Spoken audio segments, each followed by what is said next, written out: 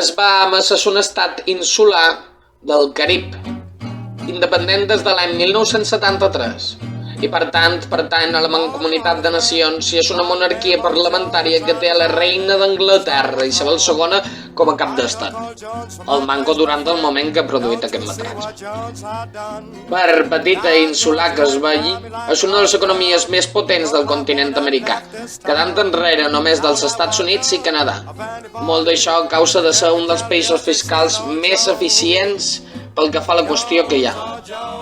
Les illes descobertes pels espanyols, preses pels britànics i caça durant segles d'innombrables pirates, es caracteritzen per tenir una majoria significativament d'origen africà, concretament el 90% de la població.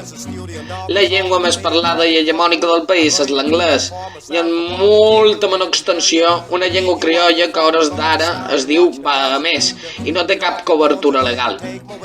Sí que és menys homogènia pel que fa a la qüestió espiritual, perquè malgrat el 97% de la població és cristiana, és interessant assenyalar que després d'un aclaparador 80% de protestants hi ha un significatiu 16% de catòlics i cal assenyalar que és un dels pocs indrets on encara queden persones que retenen i perpetuen antigues pràctiques vudú portades des d'Àfrica. Altres coses interessants a tenir en compte, a part de les espectaculars, fins i tot sublims vistes que es poden tenir de l'indret, són la seva cultura familiar, en la qual és molt habitual fer carreres amb regat en família, cosa que demostra el pes de l'esport a la població autòctona. A més, cal afegir que les seves celebracions, com ara un carnaval personal d'ells, celebrat l'1 de gener, que es diu Yacarú, és una meravellosa celebració espectacular de disfresses i cavalcades pels carrers que combina elements americans, caribencs i africans.